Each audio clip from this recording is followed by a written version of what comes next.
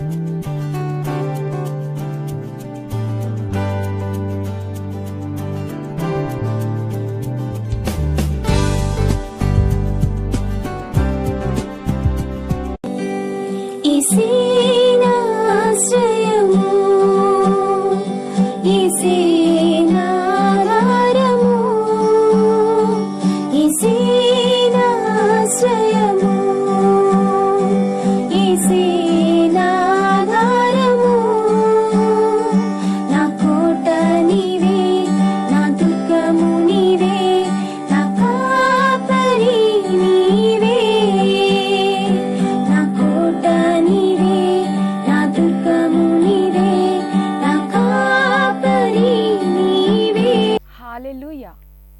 మనకు ఆశ్రయం అనే టీవీ కార్యక్రమాన్ని వీక్షిస్తున్న మీ అందరికీ నజరేయుడైన యేసుక్రీస్తు నామమున శుభములు. ఎలా ఉన్నారండి? దేవుడు తన రెక్కల చాటున మనల్ని భద్రపరిచి మరొక వారాన్ని మనకు అనుగ్రహించిన దేవాది దేవునికి సమస్తమైన మహిమ, ఘనత, ప్రభావం కలుగును గాక. ఈ యొక్క వారం కూడా మన వాక్యాన్ని ధ్యానించుకునే ముందుగా మనం ప్రార్థన చేసుకుందాం. సర్వోన్నతుడా, సర్వాధికారి, పరిశుద్ధాత్మ దేవా, నీ గొప్ప సన్నిధి దేవా, ఆశ్చర్యకరుడా, ఈ విధంగా నీ యొక్క కృపను అనుగ్రహించి మరలా ప్రభా ఇంకొక వారాన్ని మాకు అనుగ్రహించిన దేవా నీకు వందనాలు. కాచి కాపాడిన విధానాన్ని బట్టి నీకు వందనాలు. సర్వశక్తి మంత్ర యేసయ్య, ఇప్పుడు వాక్యాన్ని ధ్యానించుకుని చూడగా తండ్రి యేసయ్య ప్రభా, ఎవరైతే యొక్క కార్యక్రమాన్ని వింటున్నారో ఏ యొక్క శోధన వారి మీద అధికారం లేకుండా ప్రతిదీ నీ యొక్క అధికారంలోనికి తీసుకొని సర్వశక్తి మంత్ర ప్రభా ప్రతి ఒక్కరూ నీ సన్నిధిని అనుభవించి గొప్ప భాగ్యాన్ని అనుగ్రహించండి. వారి హృదయంలో ఉన్న ప్రతి ఒక్క ప్రశ్నకి నువ్వు సమాధానం చెప్పాయా, వాక్యం ద్వారా నువ్వు తోడేంటి నడిపించాయా. నీ కృపను అనుగ్రహించి నన్ను నీ యొక్క సిలువ మాటన ప్రభా భద్రపరిచి సర్వశక్తి మంత్ర నా మాటలు కాదు కేవలం నీ యొక్క మాటలు పలకడానికి సహాయం దయచేసి నీ యొక్క అభిషేకంతో నన్ను నింపగలరని నజరేయుడైన యేసుక్రీస్తు నామం అడిగి వేడుకొంచున్నాం తండ్రి. Amen, amen, amen.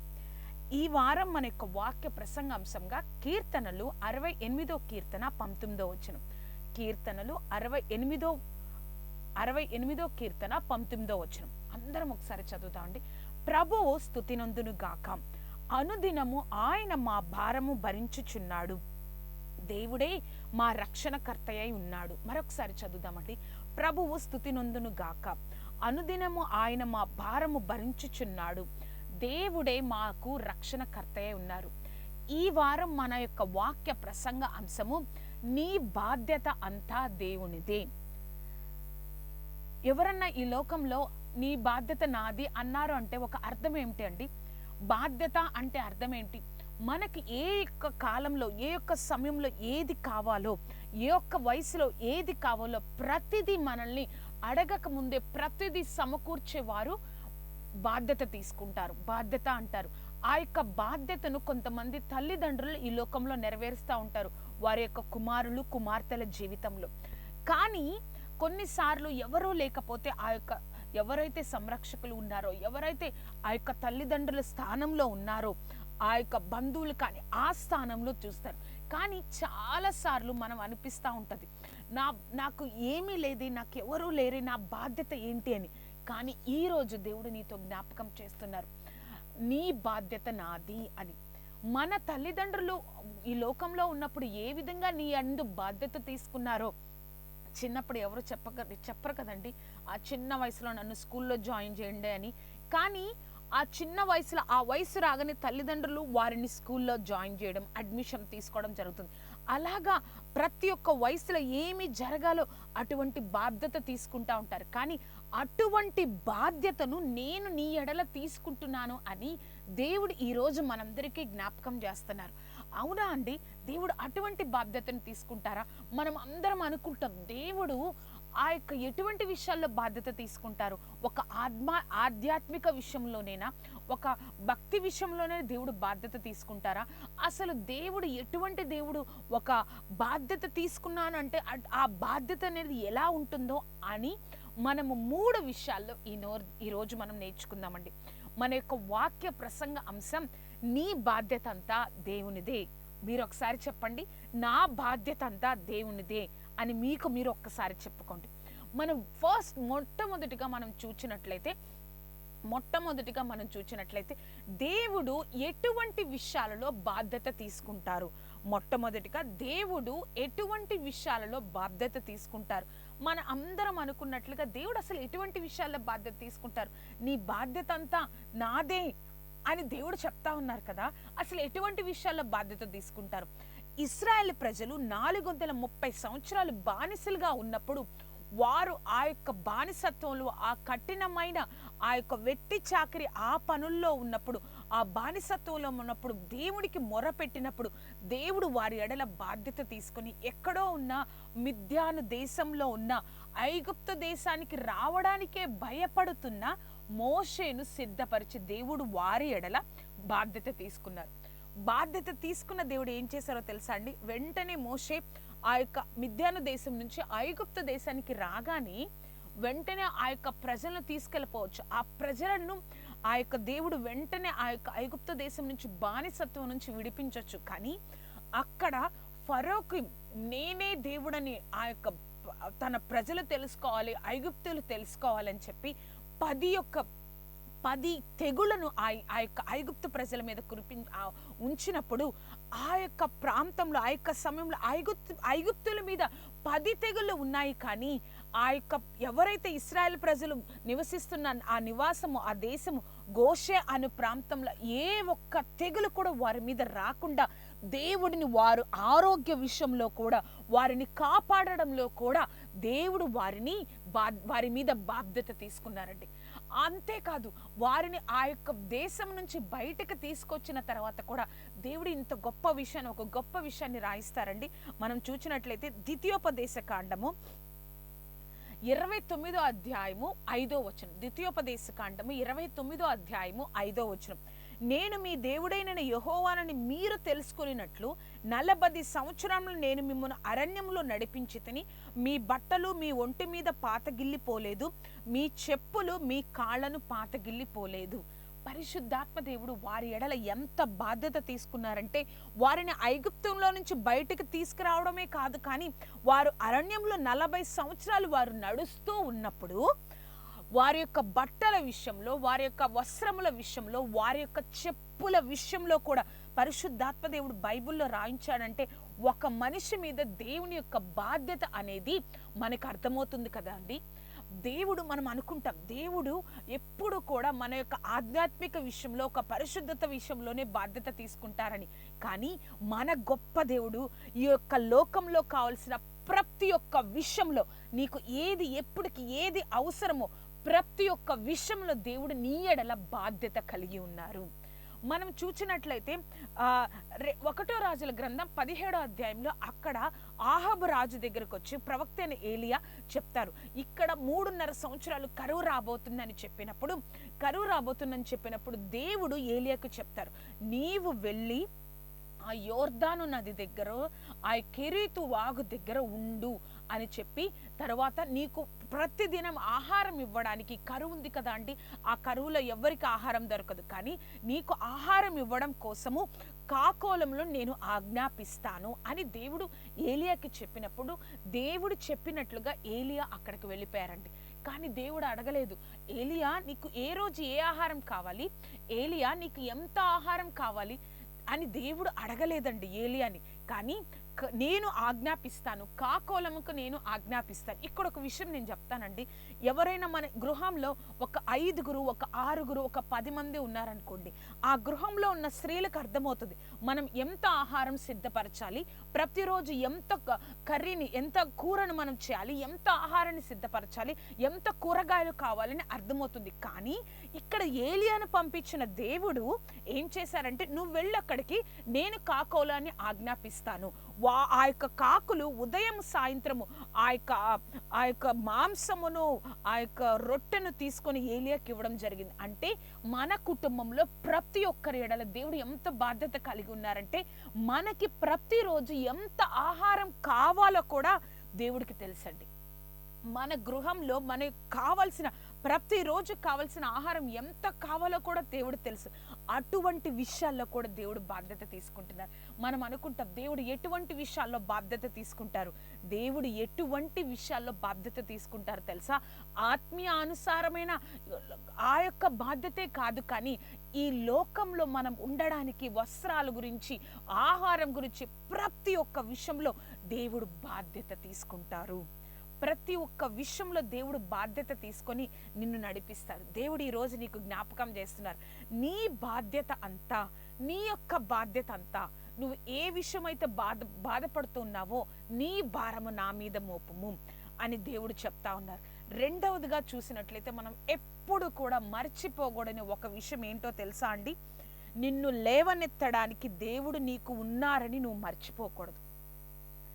నిన్ను లేవనెత్తడానికి, నీ తల పైకెత్తడానికి, రెండవదిగా నిన్ను లేవనెత్తడానికి దేవుడు నీకు తోడై ఉన్నారని నువ్వు ఎప్పుడు మర్చిపోకూడదు. అవునండి, మన యొక్క సమస్యల్లో, మన యొక్క బాధల్లో, మన యొక్క కష్టాలలో ఇంకా నా స్థితి ఇంతే అని అనుకుంటున్నావేమో. దేవుడు ఈరోజు జ్ఞాపకం చేస్తున్నారు, నీ బాధ్యత అంతా నాది, నేను నిన్ను లేవనెత్తడానికి నేను నీకు తోడై ఉన్నాను అని దేవుడు చెప్తా ఉన్నారు. అవునండి, ఒక రూతు జీవితాన్ని మనం చూసినట్లయితే, ఆ రూతు నీ జనమే నా జనము, నీ దేవుడే నా దేవుడని ఆ యొక్క మోయాబు దేశాన్ని వదిలేసి బెత్లెహేము ప్రాంతానికి, దేవుని సన్నిధి ఉండే ప్రాంతానికి వచ్చిందండి. ఆమె ఏదో నా జీవితం బాగుపడిపోతుంది, ఏదో నా జీవితం నేను గొప్పగా ఐశ్వర్యవంతురాలను అయిపోతాను, నాకు వివాహం జరుగుతుంది అని అనుకొని రాలేదు. కానీ ఆ గృహానికి వచ్చిన తర్వాత ఆ యొక్క గృహ ఆర్థిక స్థితిని మనం అర్థం చేసుకుంటే, ప్రతిరోజు తను ఆ యొక్క పొలము దగ్గరికి వెళ్ళి పరకలు వేరుకునేది అని ఉంటుందని. అంటే మన భాషలో చెప్పాలంటే కూలి పని చేసుకునేది రూతు. ఆ యొక్క రూతు ఏ యొక్క పొలానికి వెళ్ళి ఆ యొక్క పరకలు వేరుకుంటున్న రూతుని దేవుడు ఎంతగా లేవనెత్తాడంటే, ఆ యొక్క పొలానికే ఒక యజమానురాలుగా దేవుడు లేవనెత్తాడు. రూతు ఊహించిందా అండి? మనం ఎప్పుడు మర్చిపోకూడదు, మన స్థితిని కాదండి చూడాల్సింది, మన దేవుడి యొక్క గొప్పతనాన్ని చూడాలి. నన్ను లేవనెత్తే దేవుడు నాతో ఉన్నాడు, నన్ను తలెత్తుకునేటట్లు చెయ్యగలిగిన గొప్ప దేవుడు నాతో ఉన్నాడు అని నువ్వు ధైర్యం తెచ్చుకొని విశ్వాసంతో నీ యొక్క అర్థం కాని స్థితిలో, నీ యొక్క బాధలో, కన్నీరులో, కష్టాలలో, ఆర్థిక స్థితిలో విశ్వాసంతో ఉండాలి. కానీ ఇంకా కృంగిపోయి నా జీవితం ఏమిటి, నా బాధ్యత ఎవరు తీసుకుంటారు, నా జీవితం ఏంటి అని నువ్వు కృంగిపోకూడదండి. దేవుడు నీకు ఈరోజు జ్ఞాపకం చేస్తున్నారు. రూతు జీవితాన్ని చూడండి, ఎంతగా ఒక విలువలేని ఆ యొక్క విధవరాలిగా, ఆ కాలంలో విధవరాలి యొక్క స్థితి సమాజంలో ఏ విధంగా ఉంటుందో నువ్వు నేను అర్థం చేసుకోగలం. కానీ అటువంటి స్థితిలో ఉన్న తనని ఇశ్రాయేల్ ప్రజలు ఎవ్వరూ కూడా మోయాబీయులను అసహించుకుంటారండి. కానీ దేవుని కృప తన మీద పడి ఆ యొక్క బోయాజు ద్వారా వివాహం జరగడానికి దేవుడికి సహాయం చేశారు. మనం ఇంకొక వ్యక్తిని చూద్దామండి, ఎస్తేరు జీవితం. ఎస్తేరు ఎవరు అంటే ఒక అనాథ. ఆమె యొక్క బాధ్యతను ఎవరు తీసుకున్నారు? తన యొక్క బాబాయి పినతండ్రి తీసుకున్నారు. ఆ బాబాయి పినతండ్రి తీసుకున్నప్పుడు తనకు స్తోమతకు తగినట్లుగా తన యొక్క జీవితాన్ని ఇవ్వగలడేమో. తనకి కుటుంబం ఉండుంటుంది, తనకి పిల్లలు ఉంటారు. కానీ ఆ యొక్క బాధ్యతను తీసుకున్న ఆ పినతండ్రి, ఆ బాబాయి, ఆ పినతండ్రి, ఆ మొర్దెకై ఆ బాధ్యతను తీసుకున్నాడు. కానీ తన జీవితానికి, తన స్థితికి, తన పరిమితికి తగినట్లుగా ఆ యొక్క ఎస్తేరుకి జీవితాన్ని ఇవ్వగలడేమో. కానీ ఎస్తేరుని దేవుడు ఎంతగా లేవనెత్తాడు అంటే, అక్కడ ఉన్న వాళ్ళందరికీ, ఎప్పుడైతే ఉన్న వాళ్ళందరికీ ఎస్తేరేడుల దయను పుట్టించి ఆ దేశానికి రాణిగా దేవుడు చేశారండి. నువ్వు నేను ఉన్న స్థితిని బట్టి నువ్వు బాధపడకూడదు. అయ్యో నా స్థితి ఏంటి, నా బాధ్యత ఎవరు తీసుకుంటారు, నా పరిస్థితి ఏంటి, ఇది కాదండి మన జీవితాలు. నిన్ను లేవనెత్తే దేవుడు నీతో ఉన్నాడని నువ్వు ఎప్పుడైతే మర్చిపోకుండా దేవుని వైపు నువ్వు చూస్తూ ఉంటావో, ఎప్పుడైతే ప్రభువా నీ యందు నేను విశ్వాసం ఉంచుతున్నాను, సర్వశక్తిమంతుడా నీ యందు నేను విశ్వాసం ఉంచుతున్నాను అని, నా బాధ్యత అంతా నీది ప్రభువా అని దేవుడు వైపు, ఆయన చిత్తానుసారంగా నీ జీవితాన్ని కొనసాగిస్తావో, దేవుడు లేవనెత్తే దేవుడు నీకున్నాడని నీ జీవితాన్ని చూసి నువ్వు సాక్ష్యం చెప్పడమే మాత్రమే కాదండి, నీ జీవితాన్ని చూసిన ప్రతి ఒక్కరు కూడా సాక్ష్యం చెప్పే రీతిలో నీ జీవితం ఉంటుంది. అర్థమవుతుంది కదా అండి. నిన్ను లేవనెత్తే దేవుడు నీతో ఉన్నారని నువ్వు ఎప్పుడు మర్చిపోకూడదు. నీ స్థితిని కాదు నువ్వు చూడాల్సింది, నీ యొక్క స్థితిలో అబ్బా ఇంకా ఈ జీవితం ఎందుకు, ఇన్ని కష్టాలు ఎందుకు, ఇంత కన్నీరు ఎందుకు, ఇంత గొప్ప దేవుణ్ణి నేను కలిగి ఉన్నా కూడా నాకు ఈ కష్టాలు, ఈ కన్నీరు, ఈ బాధలు, ఈ యొక్క ఆర్థిక స్థితి, ఈ యొక్క అర్థం కాని స్థితి, ఈ యొక్క లేమి నా జీవితంలో ఎందుకు అనుకుంటున్నావేమో. దేవుడు తలుచుకుంటే ఎలా అయితే రూతు జీవితం మారిందో, ఎలా అయితే ఎస్తేరు జీవితం మారిందో, అంత గొప్పగా నీ తలను పైకెత్తగల దేవుణ్ణి నువ్వు నేను కలిగి ఉన్నావని మనం ఎప్పుడు కూడా మరచిపోకూడదు. మన యొక్క వాక్య ప్రసంగ అంశం నీ బాధ్యత అంతా దేవునిదే. ఒక్కసారి మీకు మీరు చెప్పుకోండి, నా బాధ్యత అంతా నీది ప్రభువా అని ఒక్కసారి చెప్దామండి అందరం కలిసి. నా బాధ్యత అంతా నీది ప్రభువా. మన యొక్క వాక్య ప్రసంగ అంశం నా బాధ్యత అంతా దేవునిది. మొట్టమొదటిగా దేవుడు ఎటువంటి విషయాలలో బాధ్యత కలిగి ఉంటారు. రెండవదిగా నీ తలను పైకెత్తగలిగే దేవుణ్ణి నువ్వు కలిగి ఉన్నావని నువ్వు మర్చిపోకూడదు. మూడవదిగా మనం చూసినట్లయితే, సరిగ్గా వినండి, మూడవదిగా ఏంటి అంటే నీ యొక్క భవిష్యత్తు అన్నీ తెలిసిన దేవుని చేతిలో భద్రంగా ఉంది. మరొకసారి చెప్తానండి, నీకు తెలియని నీ యొక్క భవిష్యత్తు అన్నీ తెలిసిన దేవుని చేతిలో భద్రంగా ఉన్నది. ఈ విషయాన్ని కూడా నువ్వు మర్చిపోకూడదండి. అవునండి, మన జీవితాలు ఏంటో మనకు అర్థం కావు. మన జీవితాలు చాలాసార్లు మన యొక్క వెళ్తున్న పరిస్థితులు మనకి చాలా అర్థం కావు. ఏంటి, నేను ఇంత గొప్ప దేవుణ్ణి కలిగి ఉన్నానే, ఎందుకు ఇలా జరుగుతుంది నా కుటుంబంలో, ఎందుకు ఇలా నా జీవితంలో జరుగుతుంది, ఎందుకు నేను కష్టపడాలి, ఎందుకు నన్ను అందరూ అవమానకరంగా చూస్తున్నారు, ఎందుకు నేను ఈ యొక్క స్థితిలో ఉన్నాను అని అనుకుంటా ఉంటావేమో. కానీ నీ యొక్క భవిష్యత్తు, నీ తెలియని భవిష్యత్తు, అసలు నేను ముందుకెళ్ళగలనా, నేను ఆశీర్వదింపబడగలగనా, నేను అసలు అందరిలో నేను ఒక గొప్ప దేవుణ్ణి కలిగి ఉన్నాను కదా, అందరికి ఒక గొప్పగా నేను ఆశీర్వదింపబడగలనా అని అనుకుంటున్న నీకు దేవుడు చెప్తున్న మాట, నీ తెలియని నీ భవిష్యత్తు నా చేతిలో భద్రంగా ఉందని దేవుడు చెప్తా ఉన్నారు. ఒక్కటి గుర్తుపెట్టుకోండి, మనము ఆయన యొక్క చేతిలో ఉన్నాం కాబట్టి మన జీవితాలు ఏంటో మనకు అర్థం కావండి. కానీ ప్రతి ఒక్క స్థితిలో, ప్రతి ఒక్క అర్థం కాని స్థితిలో, ప్రతి ఒక్క ఆర్థికంలో, ప్రతి ఒక్క బాధలో, ప్రతి ఒక్క అనారోగ్యంలో, ప్రతి ఒక్క లేమిలో నువ్వు దేవుని మీద ఆధారపడుతూ వెళ్తా ఉన్నావా? మనము కాదండి ఆ యొక్క మార్గంలో, ఆ యొక్క రోజుల్లో ప్రతిరోజు మనం కాదండి జీవించేది.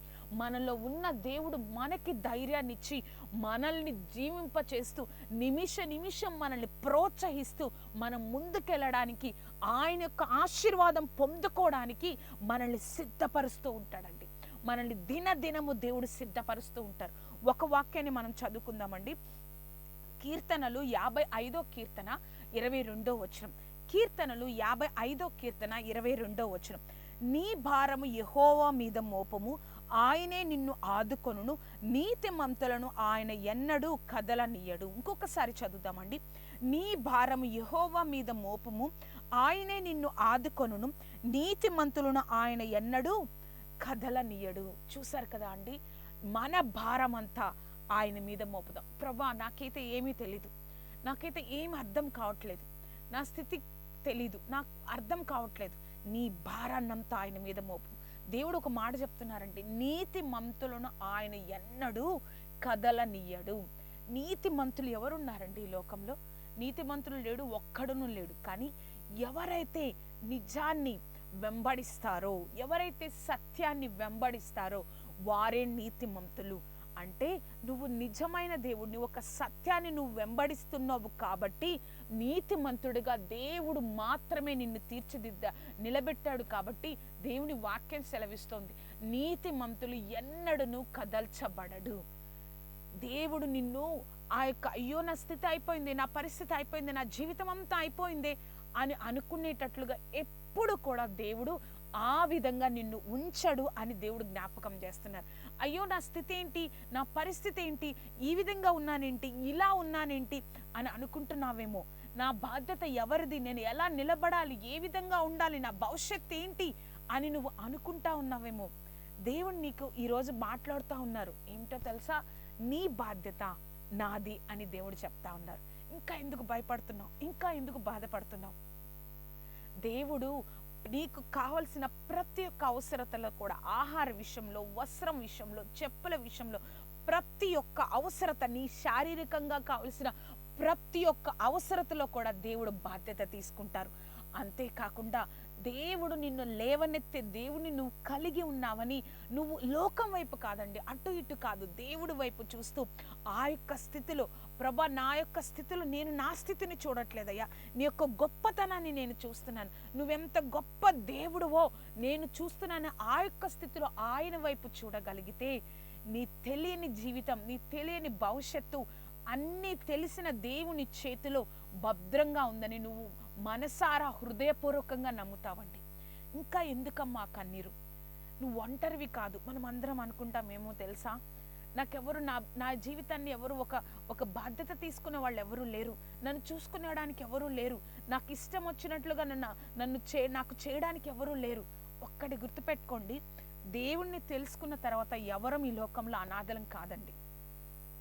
నువ్వు దేవుణ్ణి తెలుసుకున్నావా, నువ్వు దేవుడి ఒక లోక రక్షకుడిగా, నా రక్షకుడిగా నువ్వు అంగీకరిస్తున్నావా, నువ్వు ఎలా అనాథవవుతావు? నీ హృదయంలో నీ యొక్క జీవితం మీద అధికారం, నీ మీద బాధ్యత ఎవరికి ఉంది అంటే దేవునికి ఉంది. ఆ మాట కూడా నీ హృదయంలో నుంచి తీసివేయాలి. ఎన్నిసార్లు అన్నావో నా బాధ్యత ఎవరు, నా బాధ్యత ఏంటి అని అన్నావేమో, నేను ఒంటరిని అనుకుంటున్నావేమో. అది కాదండి. దేవుడు నీతో లేకపోతే నిన్ను ఇంత దూరం ఎవరు నడిపించలేరు. నీ యొక్క సమస్యలో, నీ యొక్క బాధలలో దేవుడే నీ చెయ్యి పట్టి నడిపించకపోతే, ఇశ్రాయేల్ ప్రజల్ని దేవుడు ఏ విధంగా నడిపించారో ఒక వాక్యంలో ఉంటుందండి.